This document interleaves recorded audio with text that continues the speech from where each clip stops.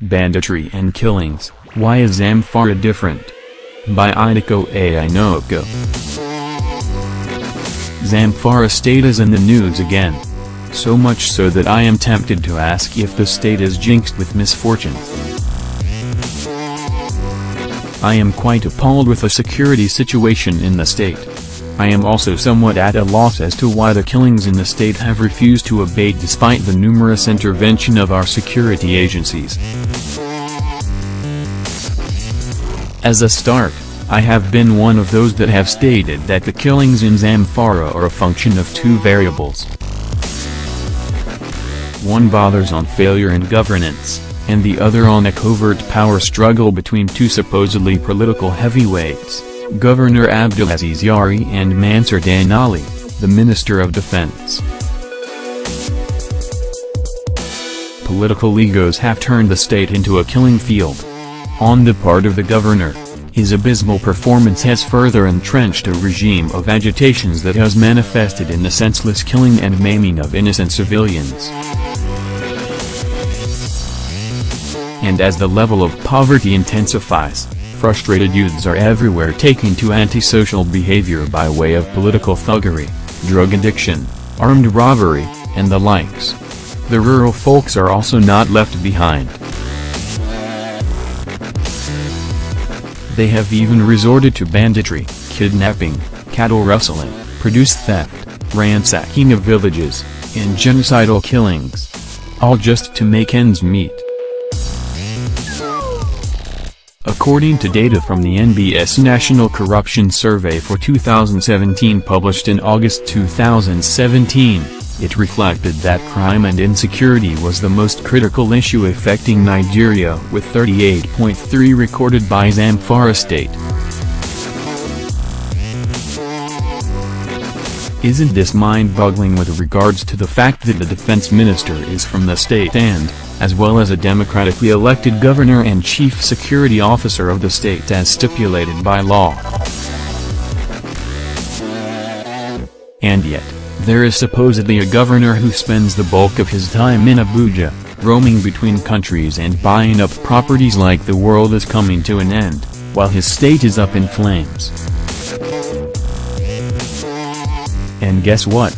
As comical as he is, he would come up with a flimsy on how he has resigned as the chief security officer of the state from his abode in Abuja. Wonders shall indeed never end. According to an inside source within the security agencies, it described the governor as a monumental failure and one that does not listen to advice but instead prefers to see things from the prism of his selfish interest. As a fact, the governor was once quoted as stating that he cannot spend a full week in Zamfara state because of the level of underdevelopment. To say I was astonished by this is more of an understatement, because here was a man that was not under any form of coercion when he aspired to govern the state. And the last time I checked, the state capital is in Gaza and not Abuja. That Zamfara is still reeling in underdevelopment is not surprising, and that the killings have refused to abate is also a manifestation of how meaningful governance has eluded the people, thereby leading to increased crime rate and insecurity. Some school of thoughts would argue that poverty exists because of the inadequacy of government and the system we live in. And I would agree. And if we must tell ourselves the truth, people like Abdulaziz Yari should bury their heads in shame because they have failed woefully. Imagine a situation where killings are ongoing in the state and the governor is busy traveling from pillar to post or addressing press conferences in Abuja.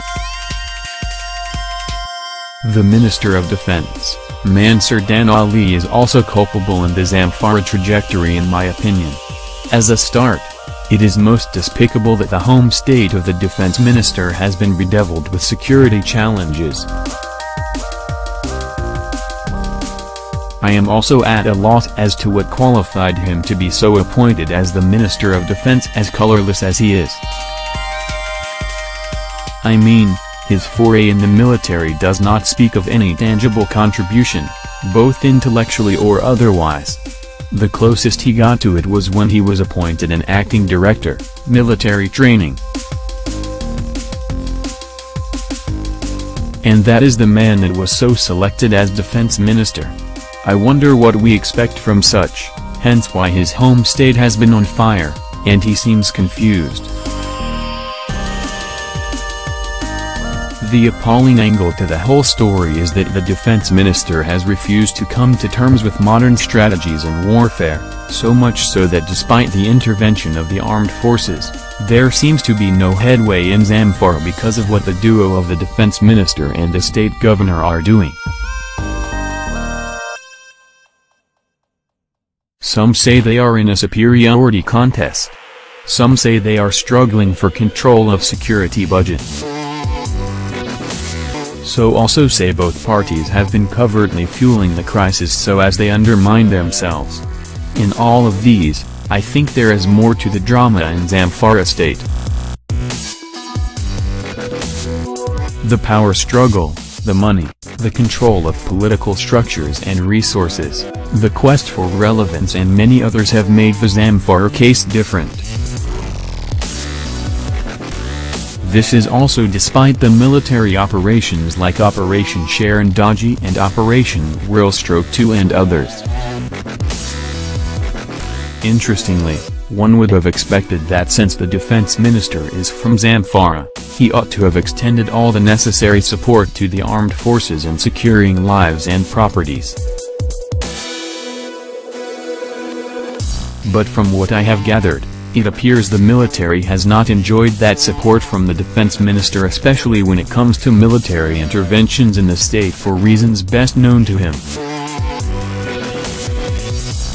Maybe he prefers the statuesque so he can further advance his political battles.